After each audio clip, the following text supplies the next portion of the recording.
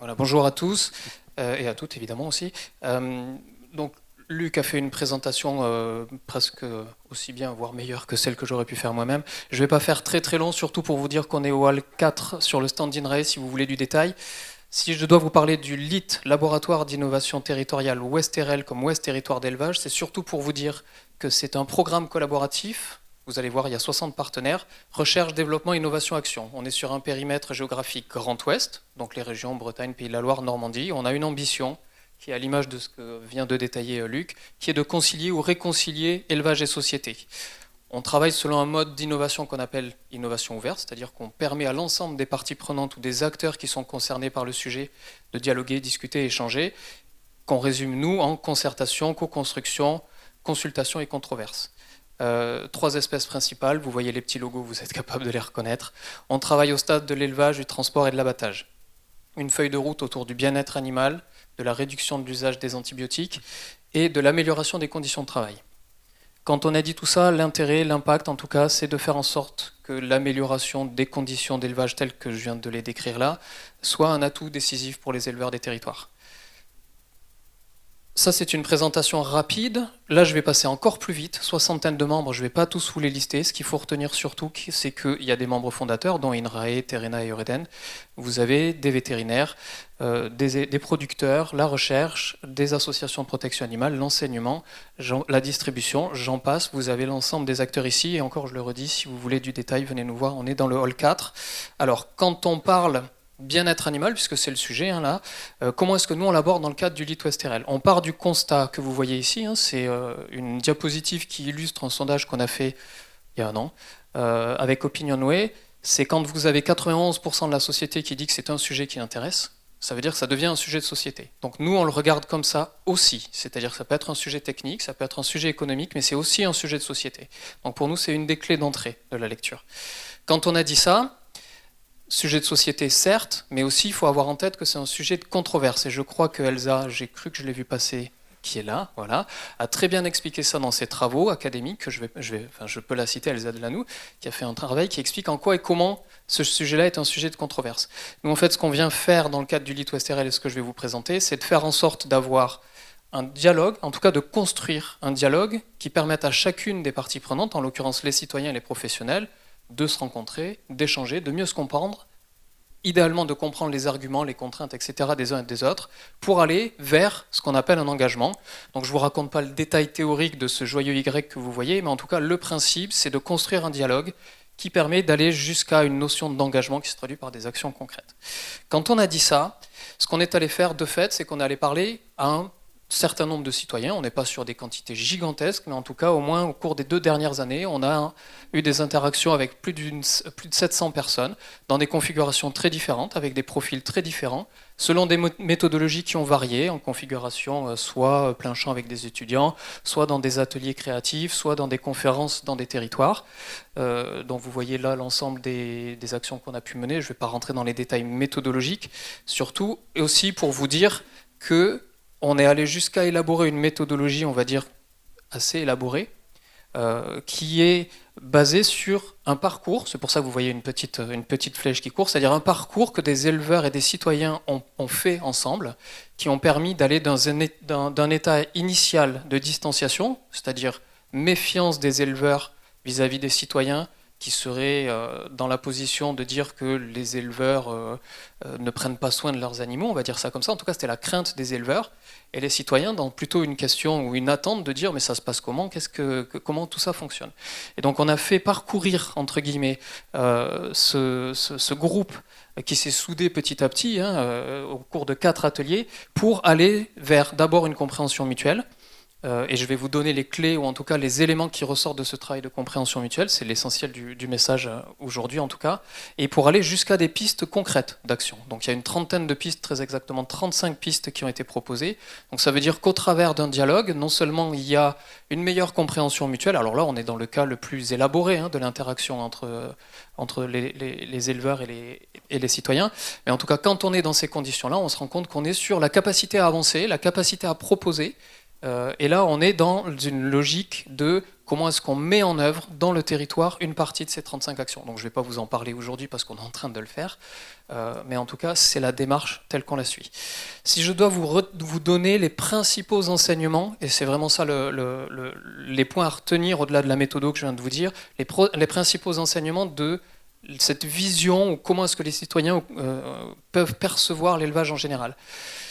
Comme je vous disais, les éleveurs ont souvent, alors après il ne faut pas faire de généralité, mais nous en tout cas c'est ce qu'on observe, les éleveurs ont l'impression que la société est un poids, au sens qu'ils sont jugés et peu de reconnaissance. Et en fait quand on creuse un peu le sujet, on se rend compte qu'avec les citoyens, qu'on a interrogés en tout cas, hein, vous avez vu le nombre, les éleveurs ne sont pas si mal aimés que ça, c'est plutôt qu'ils sont méconnus. Et en fait, vous avez ici quelques données qui viennent illustrer ce que je vous dis, c'est-à-dire que dans près de 70% des cas, les citoyens font confiance dans les éleveurs pour qu'ils s'occupent de leurs animaux. Par contre, dans une grande partie de cette population, 60% des Français connaissent mal ou très mal le milieu de l'élevage.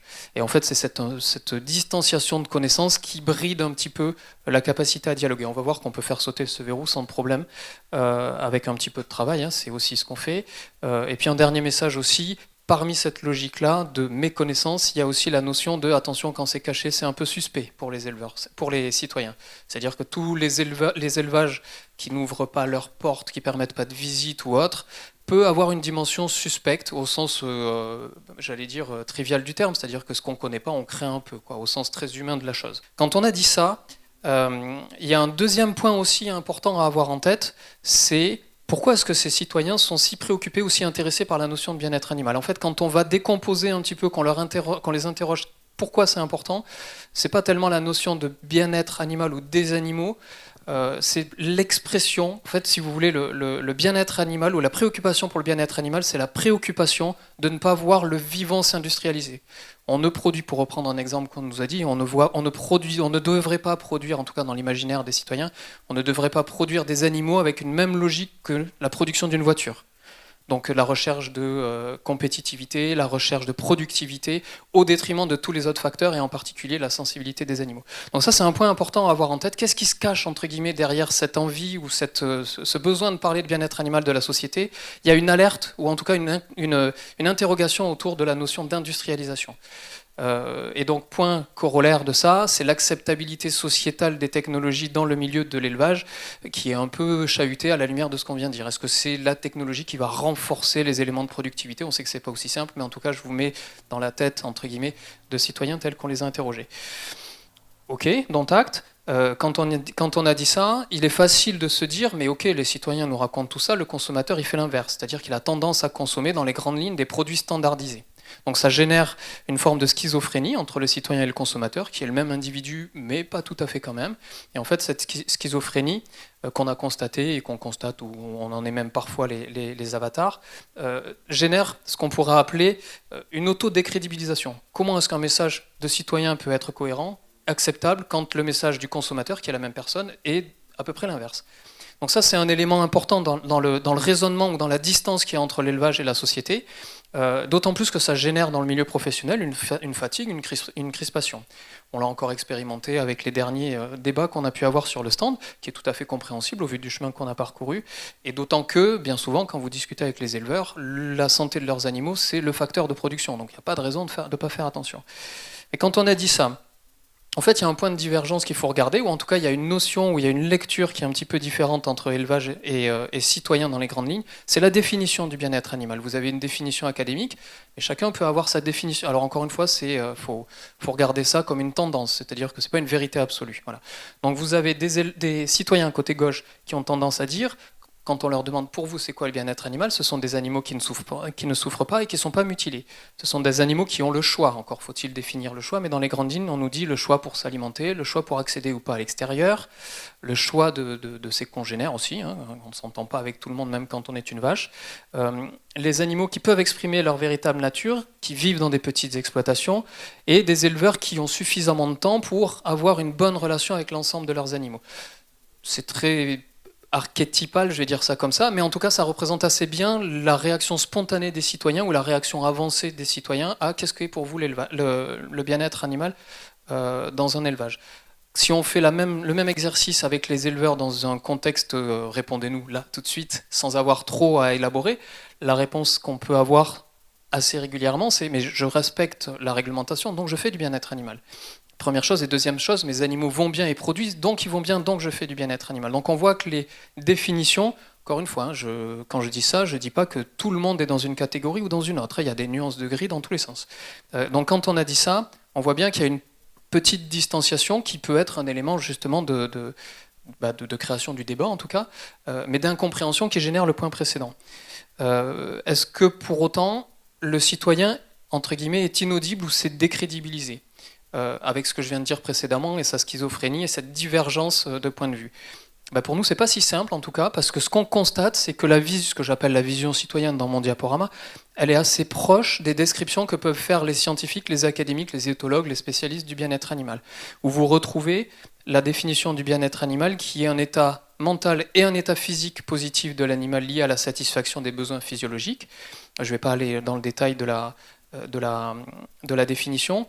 En tout cas, le point j'allais dire, qui est souligné, qui est aussi un élément important de la définition du bien-être animal, c'est l'état mental. Et en fait, de reconnaître la sensibilité émotionnelle et les capacités socio-cognitives, comme je le lis là, des animaux, de ferme, implique quand même d'avoir un impact significatif, ou en tout cas une façon de penser ou de repenser l'environnement physique et social, pour qu'ils puissent exprimer leur comportement naturel, etc.